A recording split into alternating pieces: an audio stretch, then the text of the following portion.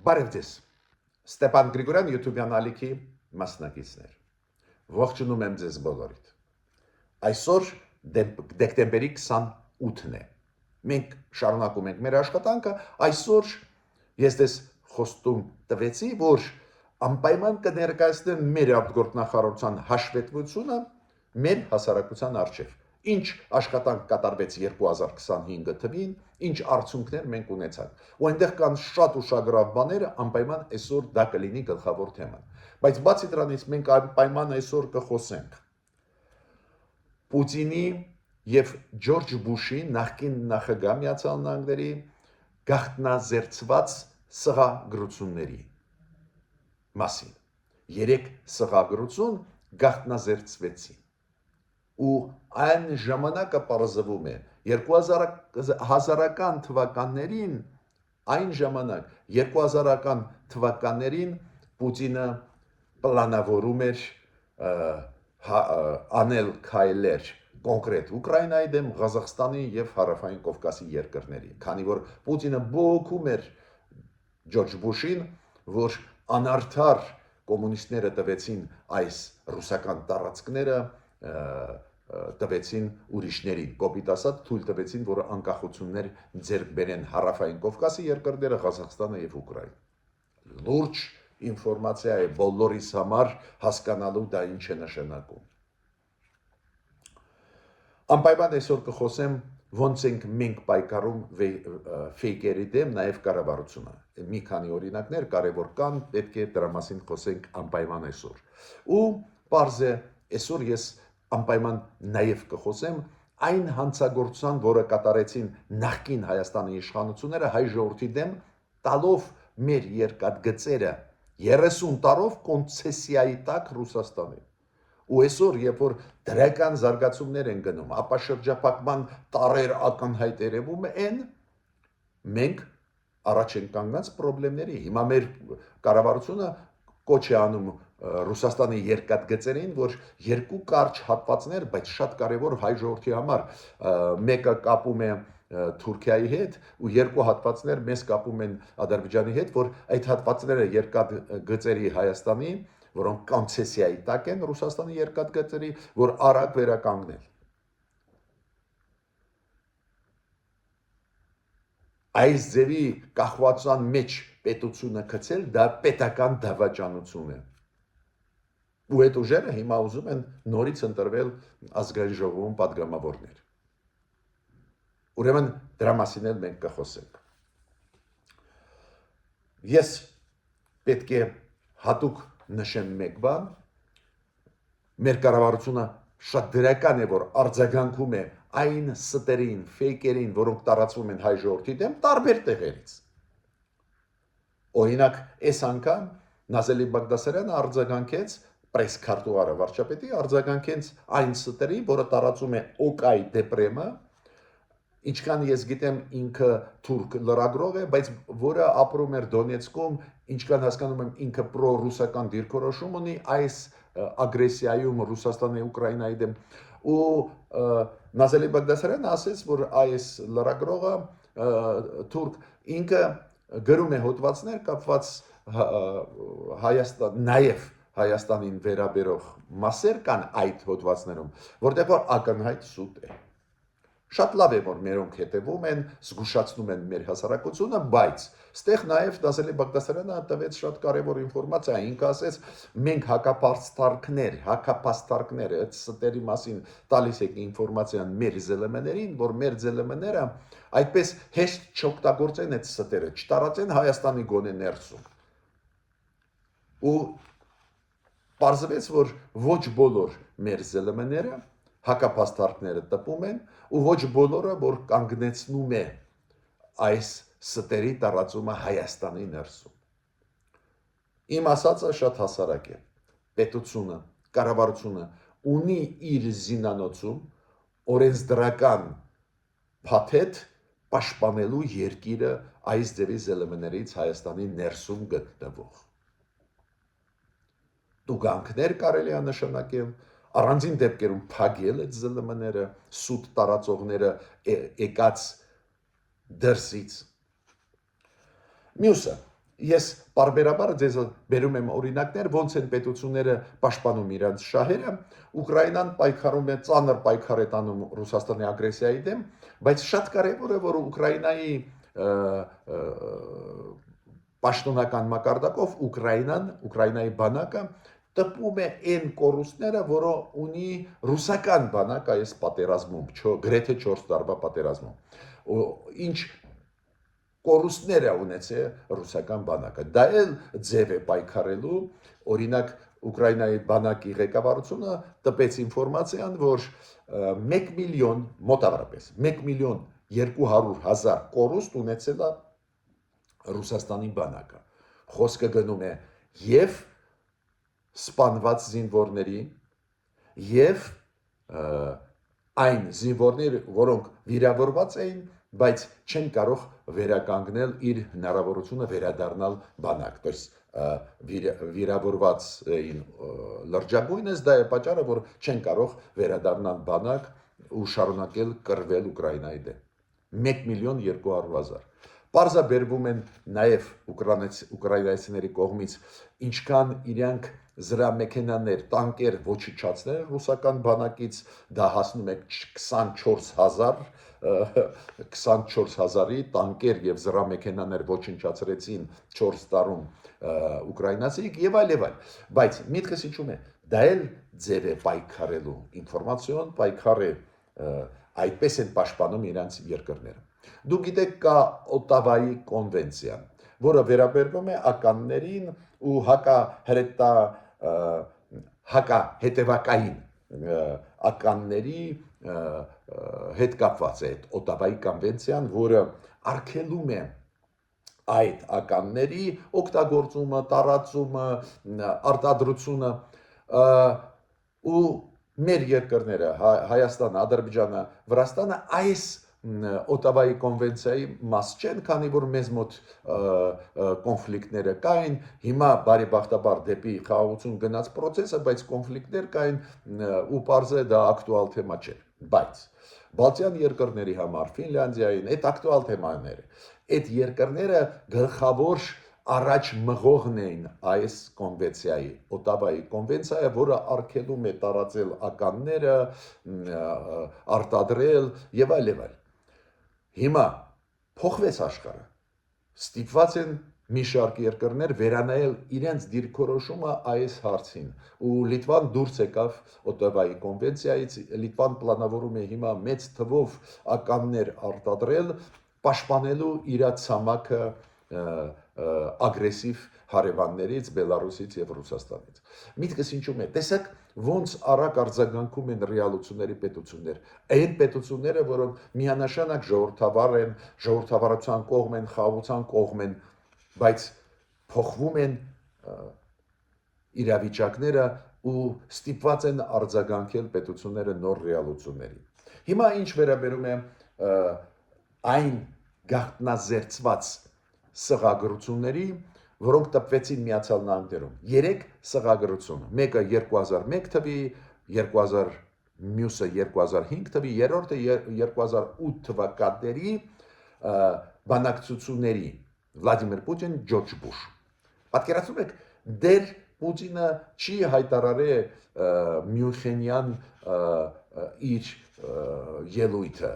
Հիշում եք Մյունխենում 2007 թվին ինքը բաց դուրս եկավ ՆԱՏՕ-ի դեմ, Միացյալ Նահանգների դեմ, ասեց, որ իրանք թշնամի են, իրանք խաբեցին Ռուսաստանը, այդ հայտնի ելույթ։ Այս 3 սղագրությունները, բանակցությունները փաստորեն միջև այս սերումը հարաբերությունների Ռուսաստան արևմուտք եղել են։ Ու նույնիսկ միջև դա սղագրությունը ցույց են տալիս Պուտինը բողոքում էր Բուշին, որ կորցրեց Ռուսաստանը իր ռուսական տարածքները իդեմս Ուկրաինայի, Ղազախստանի, Հարավային Կովկասի։ Ուրեմն պատահականություն չի այս դաժան պատերազմը Ռուսաստանի Ուկրաինայի դեմ։ Հենց պատերազմը նախապատրաստվում են 2000-ականներին Պուտինը։ Ու քանի որ այնտեղ այս կոնտեքստով նշված է Ուկրաինան, Ղազախստանը, Հարավային Կովկասը, ավելի պարզ է դառնում Ուկրաինայից հետո ում դեմ դուրս կգա, ում անկախության դեմ դուրս կգա Պուտինը։ Հիմա ուզում եմ ասել շատ կարևոր ինֆորմացիա, քանի որ Իրանը մեր հարևանն է, այդ հարևանի հետ բարեբախտաբար ունենք լավ հարաբերություններ, միշտ լինում են նյուանսներ, հարցեր, որոնց շուրջ գնում են քննարկումներ, նույնիսկ առանձին դեպքերում հայտարարություններ, որոնք առաջացնում են հարցեր, բայց ընդհանուր առմամբ Իրանի հետ գնում է շատ լուրջ համագործակցություն տնտեսական ոլորտում, առևտրի ոլորտում, էներգետիկայի ոլորտում, այլ ոլորտներում շատ լավ հարաբերություններ են, այդ շատ լավ է, լինում են հարցեր, բայց այդ հարցերը լուծվում են ու կարևոր է, որ Իրանի նոր դեսպանը եկավ, մեր հարաբերությունները դիվանագիտական պահպանվում են բարձր մակարդակի, այդ նոր նշանակված դեսպանը հանձնեց իր ագրմանը մեր արտգործնախարարությունում փոխարտգործնախարար Վահագն Կոստանյանին, դա նախատեսված է պրոտոկոլով, հետո վերջնական ագրմանը կհանձնի նախագահին, դա կարելի է միայն ողջունել, որ ռազմավարական մակարդակի ուզում է մեր կառավարությունը անցնել հարաբերություններում Իրանի հետ, դրա մասին Նիկոլ Փաշինյանը վարչապետը հայտարարեց ուղղակի հերթական անգամ հայտարարեց ուղղակի 3 օր առաջ ու հույսով եմ, որ այդ նոր նշանակված դեսպանը նախկին դեսպանի պես ակտիվ կաշխատի ու մեր հարաբերությունները կզարգանան, բայց պետք է ասեմ, որ Իրանի շուրջ լարվածությունը շարունակվում է, Իրան Միացյալ Նահանգներ, Իրան Իսրայել, ուստեղ պետք է մենք ուշադիր հետևենք։ Մեր կողմից ամեն ինչ արվում է, որ որպես մեր վստահելի հարևան լինի Իրանը, բայց այլ հարցեր, այլ խնդիրներ, այլ տեղերում ունի Իրանը, ուստեղ լարվածությունը շարունակվում է։ Իսրայել, Իրան, Միացյալ Նահանգներ, Իրան, միջուկային ծրագրերի հետ կապված։ Հիմա անցնում ենք մեկ հարցի, որը անչափ կարևոր եմ հանմարում, միջև անցնելը գլխավոր հարցին, մեր արտգործնախարարության, մեր Հայաստանի արտգործնախարարության հաշվետվության մասին։ Միջև դրա անցնելը, ուզում եմ մի քանի խոսք ասել, ելի մեկ կենսական նշանակություն ունեցող հարցին։ Նախկին հանցավոր իշխանությունները Հայաստանի 2008 թվին փետրվարին մեր երկաթգծերը տվեցին ռուսական երկաթգծերին որպես կոնցեսիոն կառավարման տակ։ Հիմա մեր երկաթգծերը ռեալ ռուսական երկաթգծեր են, կոնցեսիայի տակ են Ռուսաստանի երկաթգծերի կողմից։ Ոնց են աշխատել այս տարիները, նույնիսկ չեմ մեկնաբանի, ընձանից լավ գիտեք, այն կոռուպցիոն սկանդալների մասին լսել եք եւ այլ, չեմ ուզում հիմա խորանալ։ Բայց հանցանքը միայն դրա մեջ չի, որ ռուսական երկաթգծերին տվեցին ու հիմա ռուսական երկաթգծերը պարզ է շահագրգռված չեն, բացել մեր ճանապարհները Ադրբեջանի հետ կամ աջակցել, որ բացվեն, պարզ է դա Ռուսաստանի շահից չի բխում։ Հանցանքը նա է, որ 30 տարով տվեցին, 2008 թվին ստորագրեցին 30 տարով կոնցեսիա։ Այս ալեկոծվող աշխարհում, երբ որ ամեն օր, ամեն ժամ, ամեն ինչ փոխվում է, տալիս են 5 տարով պայմանագիր կնքում են, տարբեր բովանդակության պայմանագրեր, տարբեր թեմաների, տարբեր ոլորտների, 5 տարով, մաքսիմալը 10 տարով, ով է տալիս 30 տարով։ Հիմա սպասենք 2036 թիվը, որ կոնցեսիայից խլենք ու մեր երկաթգծերը մեր ձեռքում լինենք ու մենք վերակառուցենք այն հատվածները, որոնք կյանքի պես պետք են հիմա աշխատեն ի օգուտ մեզ, որ ապա շրջափակում գնա։ Հիմա ես տեսակ չեմ խոսում Մեղրի ճանապարհի մասին։ Մեր կառավարությունը գիտեք դիմեց Ռուսաստանի երկաթգծերին եւ Նիկոլ Փաշինյանը դիմեց Պուտինին, երբ որ Սանտ Պետերբուրգում մի քանի օր առաջ էր։ Դիմեց Պուտինին ինչի համար, որ փոքր երկու կարճ հատվածներ Երասխ Նախիջևան, դեպի Նախիջևան, այդ կարճ հատվածը հայկական երկաթգծի վերականգնվի, որ Նախիջևանի հետ կապ լինի եւ Իջևան Տավուշ, Իջևան Ղազախ, այդ հատվածը դեպի Ղազախ, որ այդ երկաթգծերը մեր կողմից վերանորոգվեն, կարճ հատվածներ, մի քանի կիլոմետրանոց, որ ապրանքները Ադրբեջանից մտնեն Հայաստան։ Եվ Ադրբեջանի ապրանքները եւ մեր ապրանքները մտնադրեն։ Եվ ամենակարևորը այլ երկրների ապրանքները Ադրբեջանի տարածքով երկաթգծով մտնեն Հայաստան ուղղակիորեն ու դա էժանացնում է տեղափոխումը։ Բոլորը գիտեն երկաթգծային տեղափոխումները տրանսպորտը ամենաէժանն է։ Ու այդ հանցանքը, որը նախկինները կատարեցին, բերում է նրան, որ հիմա բավական ծանր վիճակում ենք։ Ես ավելին ձեզ ասեմ։ Երեք, երբ որ ես խոսում էի Ջեյխան Բայրամովի Ադրբեջանի արտգործնախարարի ասացին, նաև ինքը մեկ շատ ուշագրավ հարցին պատասխանեց։ Իրեն հարցրեցին Բաքվում, երեք իր հաշվետվության ժամանակ, երեք մենք խոսացինք այդ հաշվետվության մասին, բայց այդ հատվածը ես հատուկ այսօրվա համար պահեցի։ Իրեն հարցրեցին, բայց երկաթգիծը Հայաստանի գտնվում է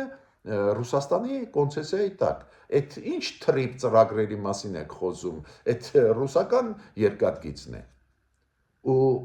Բայրամով ասեց, Հայաստանի կառավարությունը մեզ բացատրեց, որ այն մեղրի երկաթգիծ չկա։ Ու երբ որ կոնցեսիան Հայաստանը ստորագրեց 2008 թվին, 30 տարով նախկինները անցակ կատարեցին, բայց երբ որ ստորագրվեց Նիկոլ Փաշինյանը ասում է 2008 թվին, այդ երկաթգիծը չկար։ Ուրեմն ոչ մի կոնցեսիոն տակ չէր կարող տրվել, եթե չկար։ Ու մերոնց մեկնաբանությունը նա է, ուստի այդ կոնցեսիան չի վերաբերվում այս մեղրիով վերականգնվող պլանավորվում է, չէ, ամերիկացիների հետ վերականգնել այդ երկաթգիծը, չի վերաբերում իրեն։ Ես հիմա իրավական նյուանսների մեջ չեմ ուզում մտնել, վերաբերվում է թե ոչ, մերոնց մեկնաբանությունը Ջեյխուն Բայրամովը կրկնեց ու ասեց, դա նշանակում է, որ մենք թրիփ ծրագրի հետ կապված Հայաստանի հետ կաշխատենք, ամերիկացիների հետ կաշխատենք։ Բայց հանցանքի մակարդակը ուզում եմ, որ դուք հասկանաք։ Փաստորեն մեր ստրատեգիկ օբյեկտները տվեցին Ռուսաստանին։ Ռուսաստանը ոչ մի լուրջ ներդրում չէր արել, ինչ վիճակում են մեր երկաթգծերը այսօր, ինձանից լավ գիտեք։ Ու հիմա, երբ որ ռազմավարական նշանակություն կունենան այս երկաթգծերը, մենք պետք է գնանք խնդրենք Ռուսաստանին, որ այս հատվածները կարևորագույն հայ ժողովրդի համար կենսական նշանակություն ունեցող, որ իրանք վերականգնեն։ Բայց իրանք շահերը չի բխում, ինչի պետք է վերականգնեն։ Ուրեմն դու պետք է վեճի մեջ մտնես իրանց հետ, արբիտրաժային միջազգային դատարան 10, որ կոնցեսիայով հետ վերադարձնես։ Ուրեմն մեր ժողովրդին ուզում եմ ասել, հանցանք կատարեցին նախկիները հայ ժողովրդի նկատմամբ տարբեր ոլորտներում, ես հիմա կոնկրետ այդ ոլորտը ձեզ նշում եմ։ Ուրեմն ընտրությունների ժամանակ չմոռանաք դրա մասին։ Հիմա անցնում եմ մեր արտգործնախարարության Հայաստանի արտգործնախարարության հաշվետվությանը։ Հատվածներով տալիս է հաշվետվությունը մեր արտգործնախարարությունը։ Առաջի հատվածը գիտեք ինչի հետ էր կապված։ Մի քանի օր առաջ դա դեկտեմբերի 25-ին էր, մեր կառավարությունը, արտգործնախարարությունը ներկայացրեց այն ռազմավարական նշանակություն ունեցող պայմանագրերը, որոնք կնքվեցին 2025 թվին։ Պարզ է, առաջի հերթին արտգործնախարարությունը նշեց Միացյալ Նահանգների հետ ռազմավարական նշանակություն փաստաթուղթ, որը ստորագրվեց, հիշում եք, դեր Ջո Բայդենի ժամանակ այս տարվա հունվարին, եւ պարզ է օգոստոսի 8-ի փաստաթղթերը 3 հուշագրեր, որոնք ռազմավարական նշանակություն ունեցող հուշագրեր են։ Ուրեմն արտգործնախարարությունը նշեց այս ստրատեգիկ համագործակցությունը այս տարվա եւ փաստաթղթերը Միացյալ Նահանգների հետ։ Երկրորդը ինչի մասին խոսվեց, պարզ է Եվրոմիություն Հայաստան ռազմավարական նշանակություն փաստաթղթի, որը դեկտեմբերի 2-ին ստորագրվեց։ Բացի դրանից, դուք գիտեք, Հոլանդիայի, Լյուքսեմբուրգի եւ Գերմանիայի հետ առանձին ռազմավարական նշանակություն փաստաթղթեր ստորագրվեցին։ Նաեւ ասում են նրա մասին, որ ռազմավարական համագործակցությունը Ֆրանսիայի հետ զարգանում էր այս տարվա ընթացքում եւ պատրաստվում է փաստաթուղթ Մեծ Բրիտանիայի հետ, նորից ռազմավարական նշանակություն ունեցող։ Մյուս փուլը, մյուս ուղղությունը մեր կառավարությունը ասում է Ասիայի հետ կապված, Չինաստանի հետ եւ Ղազախստանի հետ հարաբերությունները բարձրացվեցին ռազմավարական մակարդակի։ Մյուսը մեր կառավարությունը, մեր արտգործնախարարությունը նշում է համագործակցություն հարևանների հետ, Վրաստանի հետ, դուք գիտեք Վրաստանի հետ անցանք ռազմավարական նշանակության համագործակցությանը ու հիմա զարգանում է տարբեր ոլորտների եւ պարզ է, որ Իրանի հետ մերոնք պլանավորում են ռազմավարական նշանակություն ունեցող փաստաթուղթ ստորագրել։ Ստեղ աշխատանքը դեռ շարունակվում է, բայց մեր արտգործնախարարությունը դա հատուկ նշում է, որ այդ աշխատանքը շարունակվում է նաև Իրանի հետ։ Տեսակ գլխավոր ուղղությունները տրված են մեր արտգործնախարարության կողմից։ Ինչ է արված ու մեր գլխավոր ուղղությունները որոնք են։ Միացյալ Նահանգներ, Եվրոմիություն, Մեծ Բրիտանիա, Ֆրանսիա, Գերմանիա, պարզ այդ խոշորագույն խաղացողներ, այդ մի ուղղություն մեծ, մյուս ուղղությունը ասիական դեպի Չինաստան, Ղազախստան, Չինաստան համագործակցություն եւ հարևանների հետ։ Այդ անչափ կարևոր է, որ հարևանների հետ հարաբերությունները իրոք մենք հատուկ նշում ենք, դա անպայման պետք է։ Ու առաջերտին պարզա Վրաստան, Իրան։ Նաեւ երկրորդ մասը հաշվետվության շատ ուշագրավ էր, քանի որ իրոք Հայաստանի արտգործնախարարությունը եւ մեր արտաքին քաղաքականությունը ակտիվացավ։ Բազմիցս ես ձեզ ասել եմ, դիվերսիֆիկացիա գնում է նաեւ դիվանագիտական ոլորտում, ուստեղ շատ կարևոր է, որ Հայաստանը միջազգային ակցիաներում ակտիվ է ու առաջերտին ՄԱԿ-ի տարբեր ստորաբաժանումներում։ Պարզվեց, որ մոտավորապես 30 ՄԱԿ-ի ինստիտուտներում մենք հիմա դիրքեր ենք զբաղեցնում, առողջապահության ոլորտից սկսած ՅՈՒՆԵՍԿՕ-ով, այնտեղ պայքար, ասենք, կոռուպցիայի դեմ կա ՄԱԿ-ում, ասենք, ֆինանսական մաս կա, շատ կարևոր ՄԱԿ-ի դուք գիտեք խաղապահ այդ գործողությունների հետ կապված պարզվում է, որ բոլոր առանց բացառությամբ գրեթե այդ ոլորտներում Հայաստանը հիմա ունի բավական լուրջ դիրքեր քիմիական զենքի հետ կապված ՄԱԿ-ի ստորաբաժանման մեջ մենք հիմա նախագահում ենք Դուք կարող ասել, պարոն Գրիգորյան, լավ, այն ստրատեգիկ համագործակցությունը հասկանում ենք, բայց այս ՄԱԿ-ի ստորաբաժանումների հետ համագործակցությունը ու լուրջ դիրքեր գրավումը, լավ, հա, հասկացանք, չէ, էլ ավելի կարևոր է։ Պատկերացրեք, ինչ եմ ասում։ Դա էլ ավելի կարևոր է, քանի որ քո մասին ավելի մանրամասն, ավելի լավ իմանում են, քանի որ այդ տարբեր ՄԱԿ-ի ոլորտների աշխատանքների մեջ մասնակցում են ոչ միայն խոշորագույն խաղացողներ, իդեմս Միացյալ Նահանգների, Չինաստանի, իդեմս Ֆրանսիայի, Գերմանիա, նաև այնտեղ աֆրիկյան, ասիական, լատինամերիկյան երկրները ակտիվ մասնակցություն ունեն, ամեն մեկը ունի իր շահերը տարբեր ՄԱԿ-ի ինստիտուտներում, ուրեմն Հայաստանի մասին այդ երկրներն են իմանում, որ մենք չի հայտնվենք այն մեկուսացման մեջ, որին հայտնվեցինք 2020 թվին։ Նախկին իշխանությունների քաղաքականությունը բերեց նրան, որ Հայաստանը 2020 թվին միջև ագրեսիա մեծ դեր կատարելը լիակատար մեկուսացման մեջ հայտնվեց։ Էդ էլ կովիդ կար, COVID-19 շատ խանգարեց, բայց միտքս ինչու՞մ է։ Գործող իշխանությունները հիմա ուզում են դա շտկել, հիմա ակտիվ աշխատում են միջազգային ակցիաներում, շատ ու շատ տեղերում, որտեղ որ անպայման չէ, որ մերոնք պետք է դիրքեր զբաղեցնեին տարբեր միջազգային ակցիաներում, ոչ միայն ՄԱԿ-ի տասնյակ այդ ստորաբաժանումներում, նաև այլ միջազգային հարթակներում։ Ուրեմն դա միայն կարելի է ողջունել, ես ավարտում եմ այսօրվա իմ ելույթը, մինչ նոր հանդիպումներ։